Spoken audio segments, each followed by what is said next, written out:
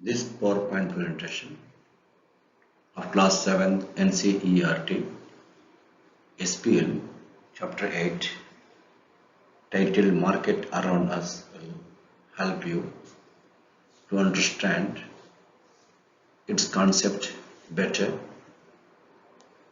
Markets Around Us is the chapter in which we are going to study about the different kinds of markets that are found everywhere.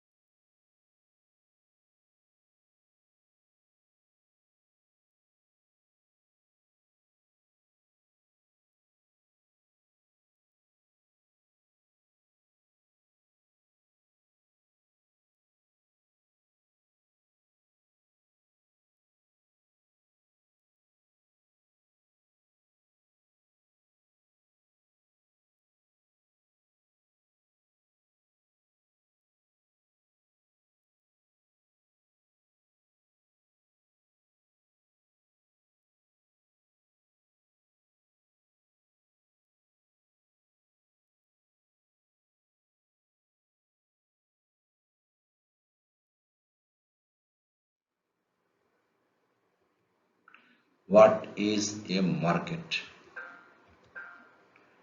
Market is a place where buying and selling take place. Buyer and seller control the market.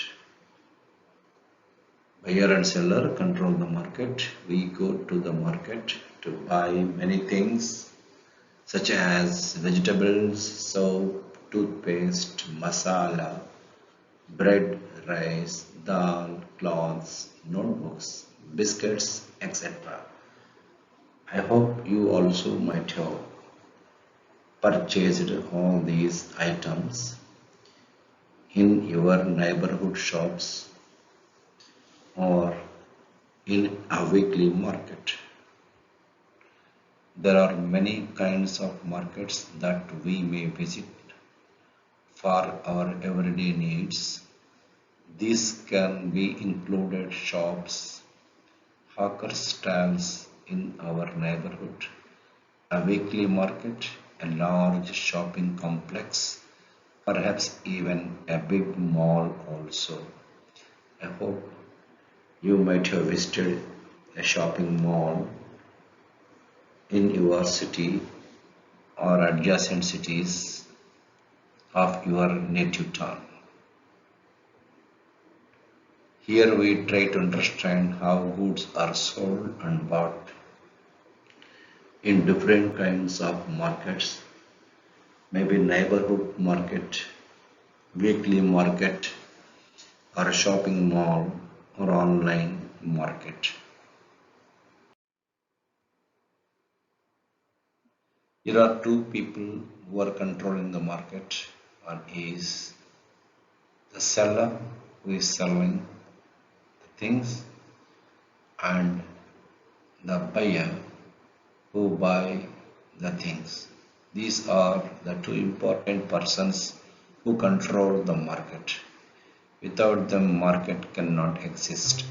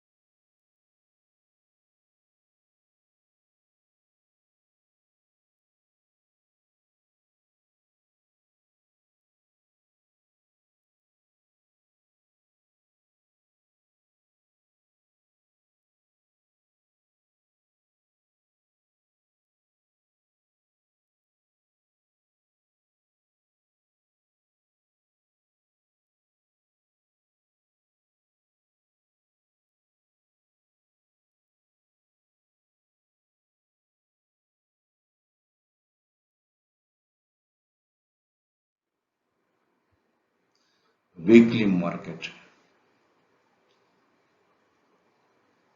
Weekly market are those markets which are held on any specific day of a week. Let it be on Monday or Saturday or Sunday or whatever it may be. Any one day of the week these markets are held. Weekly markets do not have permanent shops. They do not have the permanent shops. They have the stalls for one day and they will sell the goods and go back in the evening. Traders set up shops for the day and then close them up in the evening. Then they may set up at a different place the next day. Like that, these weekly market are instituted at a different dates, different levels, at different places. Like that, they are migrating, they are changing their positions and place also. The sellers, especially in the weekly market. There are thousands of such weekly markets in India. People come here for their everyday requirements and they buy whatever they want for one week and again they will come back in the next week. Many things in weekly markets are available at very cheaper rates because they need not to pay any institutional charges. That's why what happened, the things are sold at a very cheaper rates in a weekly market. One of the advantages of weekly market is that most things you need are available at one place, whether you want vegetables, groceries, or cloth items, utensils, whatever you want, all are available at one place only. All of them can be found here in the weekly market. That is the advantage. Neighborhood shops. Shops which are instituted or set up in your neighbor area, in your home adjacent, are called neighborhood shops. There are many shops that sell goods and services in our neighborhoods also. We may buy milk from the dairy, groceries from departmental shops. Many of these are permanent shops, while others are roadside small stalls such as that of the vegetable hawker, the fruit vendor, the mechanic, etc. All these are all also there in the roadside and they are all permanent shops. Shops in the neighborhood are useful in many ways. They are near our home and we can go there on any day, at any time, any hour of our convenient and we buy the things. Usually the buyer and seller know each other and these shops also provide goods on credit because of mutual understanding between the buyer and seller.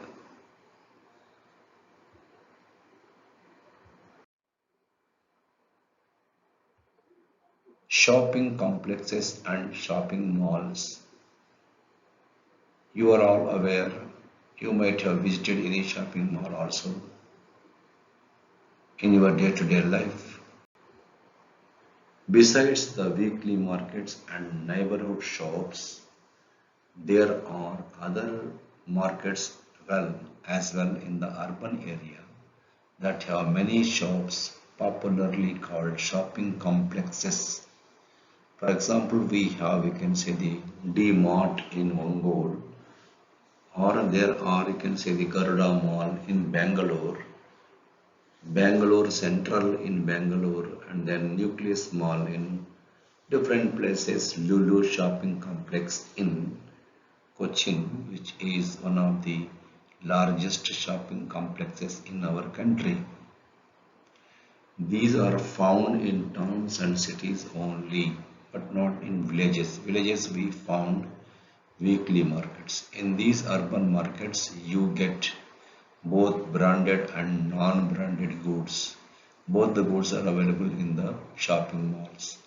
Branded goods are expensive, often promoted by advertising and claims, of better quality, because the branded goods are very costly, because they have to meet lot of expenditure in the form of advertisements. They have to pay a lot of money to the celebrities who are going to advertise the product. That's why what happened, branded goods, say for example, if you are buying the shoes, Adidas, Nike, and Puma, these are all some of the branded items. They are much costlier than the Action and Bata shoes and chappals. The companies producing these products sell them through shops in a large urban markets, and at times through special showrooms also. They will keep some time the factory outlet also. They will dispose the things at the factory outlet also. So that is the specialty of all these important things. Shopping malls are scattered all important cities, in all important towns of our country. Not only our country, in almost all countries you find these shopping complexes and shopping malls. Chain of markets. Goods are produced in factories and farms and in homes also. If goods are produced in factories, that is coming under secondary sector activities. Homes, that is cottages, farms, whatever you produce, the goods or cereals and groceries, pulses, all are produced in the farms. However, we do not buy directly from the factories or from the farms, but we have to buy from the intermediary who is selling us. The people in between the producer and the final consumer are the traders. The wholesale trader first buys goods in large quantities. Every city has areas of wholesale markets. This is where goods first reach and are then supplied to other traders also. The roadside hawker whom you read about earlier would have purchased a large quantity of plastic items from a wholesale trader in the town. He in turn might have bought these from another even bigger wholesale trader in this city. The city who wholesale trader would have bought a large quantity of plastic items from the factory and stored them in a godown. In this way, chain of markets is set up. When we purchase, we may not be aware of the chain of markets through which these goods travel before they reach to us. Everywhere.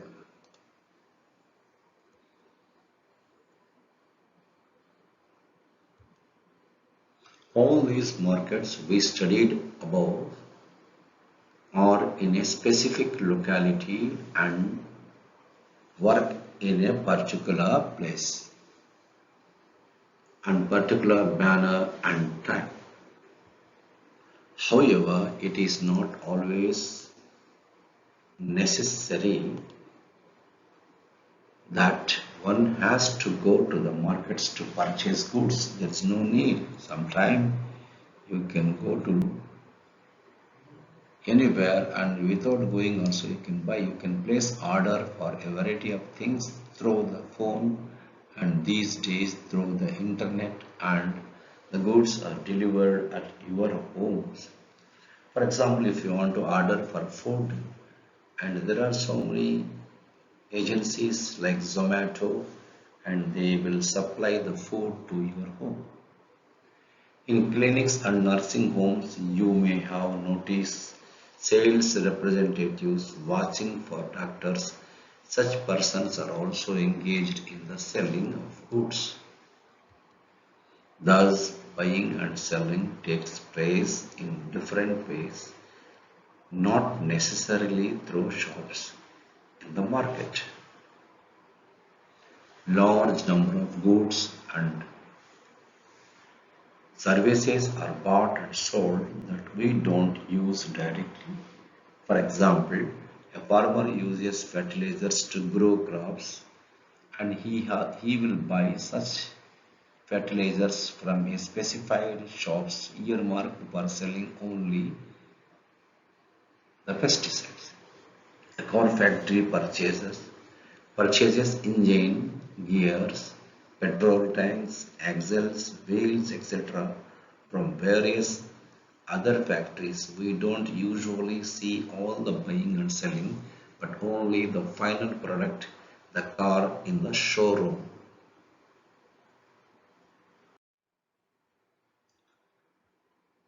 Markets and equality. We have looked at shop owners in a weekly market and those in a shopping complexes also. We can see lot of differences between these two owners. There are very different people. One is a small trader with little money to run the shop, where the other is able to spend a lot of money to set up the shop. They also earn unequal amounts of profits in their day-to-day life.